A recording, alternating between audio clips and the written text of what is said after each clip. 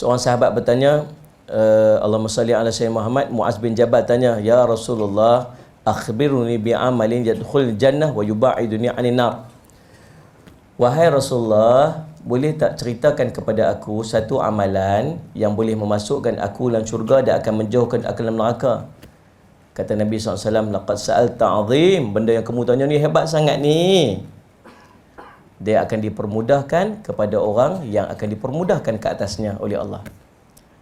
Yang pertama kata Nabi SAW, anta'budallaha la tusyrik bihi syai'a. Kamu beribadat kepada Allah dalam keadaan kamu tidak mensyirikkan kepadanya dengan segala sesuatu. Ni key dia, kunci mula-mula sekali. Nak masuk syurga, nak hidup sebagai hamba Allah, kunci mula sekali ibadat kepada Allah tanpa mensyirikkan Allah dengan segala sesuatu. Syirik ada berapa? Dua. Yang pertama syirik jali, syirik terang. Syirik sembah tokong, syirik sembah berhala, syirik menduakan Tuhan dengan satu objek, dengan satu makhluk, dengan satu benda yang lain.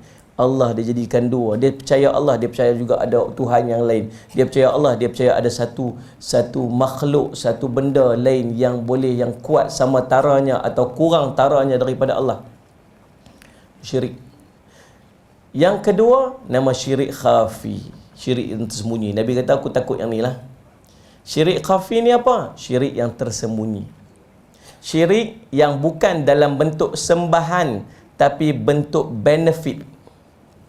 Benefit dia apa? Faedah, habuan.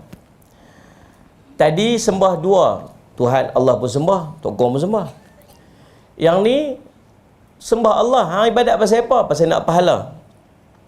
Pasal apa semayang? Takut masuk neraka. Pasal apa semayang ni? Takut lagi kena azab kalau tak semayang. Betul dah tu. Tapi dalam masa yang sama, pahala daripada Allah pun nak, pujian daripada manusia pun nak. Faham? Daripada Allah pun nak habuan, daripada manusia pun nak habuan. Yang ni dia panggil syirik khafi, syirik yang tersembunyi. Macam mana boleh jadi syirik khafi ni? Yang pertama, riak. Riak ni apa? Nak tunjuk. Riak ini menzahirkan perbuatan kebaikan untuk pujian manusia. Buat semayang, perelokkan ibadat depan orang, belakang orang dia saja yang tahu macam mana semayang dia. Faham tak? Pergi masjid pakai kain tudung kerawang meleret.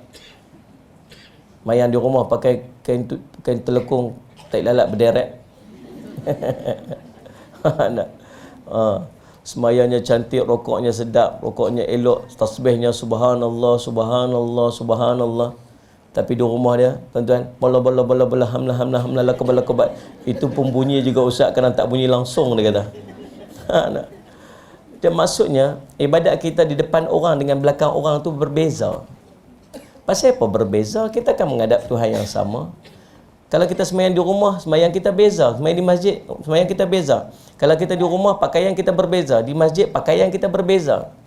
Kalau di rumah, zikir kita berbeza. Di masjid, zikir kita berbeza. Pasal apa berbeza sedangkan kita menghadap Tuhan yang sama? Pasal kita ada orang duk tengok kita. Waktu tu kita dah memperelokkan ibadat kita kerana orang. Faham tak ni? Takut ada unsur riak, nak tunjuk ibadat, memperelokkan. Bahkan kata ulama, bukan zakat perelok, perburuk pun. Tuan-tuan ni duk main kuliah lah ni lah. Dulu bukan lagu ni. Dulu rambut macam tu kat limah, kurang sikitnya. Rambut tu dengan skirt, ya Allah, subhanallah. Tinggal tak jumpa ustaz je waktu tu. Dah lah, bukan tuan-tuan lah, ni cerita orang lain lah. Allahumma salli Muhammad. Lah ni jadi baik dah. Faham tak? Dulu dalam radio, dalam kaset dia tuan-tuan, jangan duk carilah CD nasyid ke CD qasidah ke baca Quran, tak ada lah. Faham tak? Waktu tu lagu apa saya pun tak tahu lah tuan-tuan. Keunggulan cinta waktu tu kan. Kadang-kadang duk sorang-sorang tuan-tuan, buka juga Sinar FM, muzik retro terbaik, dengar ketayak tak kepala. Dia layan pula zaman-zaman dulu-dulu ni. Tuan-tuan, lah ni tak dengar dah lagu-lagu tu semua. Lah ni duk dengar apa? Nasyid, kumpulan Hijaz, faham? Duk dengar apa semua qasidah, ya hanana ya hanana. Duk dengar Al-Quran, amma yatasaalun. Duk dengar tiba-tiba kawan nak tumpang kereta. Kawan bila ni? Kawan zaman sekolah-sekolah dulu ni. Faham tak? Ni nak pergi reunion. Lah ni reunion belakang tuan-tuan. Jumpa balik kawan zaman-zaman dulu-dulu ni. Silam saya semat. Habis tu ni aku tumpang kereta hang lah no. Kita duk biasa ketayak atas kepala ni. Faham tak? Tiap hari pakai jubah ni. Selongkang balik keluar. Tak mana ada selak jin kot. Pasal apa? Sehari kawan nak pakai jubah pergi kot. Sehari kawan aku kata apa pula. Selongkang-selongkang dengan ketat pun butang tak boleh pakai dia boh. Pin. Sama duduk cabut pin. Tang. Gitu. Jam tuan-tuan. Allah Rabbi. Tuan-tuan masuk kereta. Kawan-kawan tu nak main tuan-tuan. Tukar channel channel radio IKIM ke apa, tukar Sinar FM ke Hot FM ke apa FM ke tukar. Kawan masuk apa? Hang tak berubah lagi daripada dulu lagu ni lah. Begitulah kita kan rock, sama-sama rock dulu. Faham? Ya Allah, tuan-tuan salih ala Muhammad. Tuan-tuan, dia tinggal ibadat dia kerana manusia, itu juga riak kata Imam Syafi'i. Habis nak buat lagu mana ustaz? Jadilah kamu. Jadilah kita biasa dengar lagu tu, dengar. Mana tahu masuk-masuk kawan kita yang duk rock lagi tu, masuk-masuk dengan kita, tiba-tiba kita pasang lagu qasidah. Dia duduk kata, "Ui, sedap juga lagu ni." Lagu tu. Dia dengar lagu qasidah, dia buat lagu tu. Subhanallah, tuan-tuan. Tiba-tiba dia pun berubah. Tidak silap lebih baik daripada kita. Mana tahu tu jadi asbab hidayah. Tapi kita meninggalkan ibadat kita kerana orang, itu juga dia panggil riya. Riya, sum'ah ni nak memperdengarkan ibadat kita kepada orang lain. Orang tak nampak ibadat kita, tapi kita nak cerita ke orang.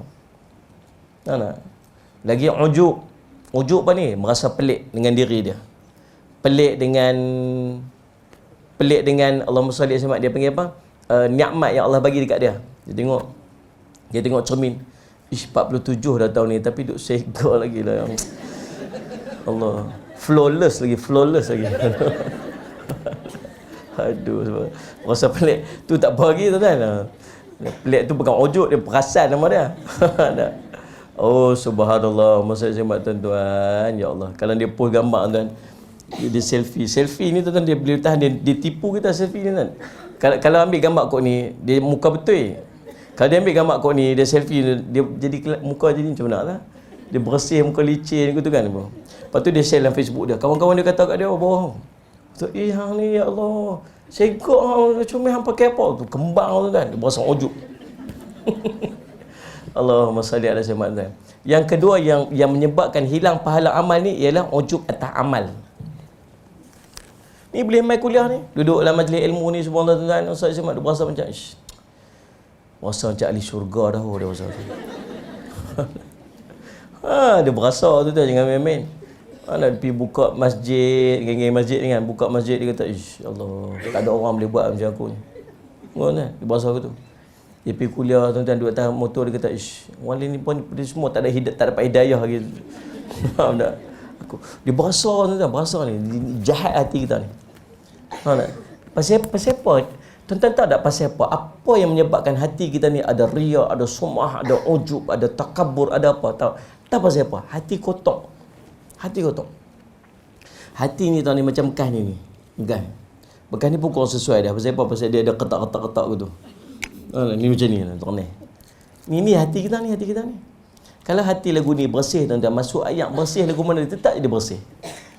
Tuan-tuan masuk ayat mineral macam ni, yang ayat mutlak ni tuan-tuan tuang masuk dalam bekas yang bersih, dia jadi apa?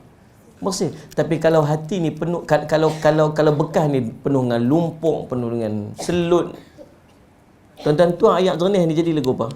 Jadi apa?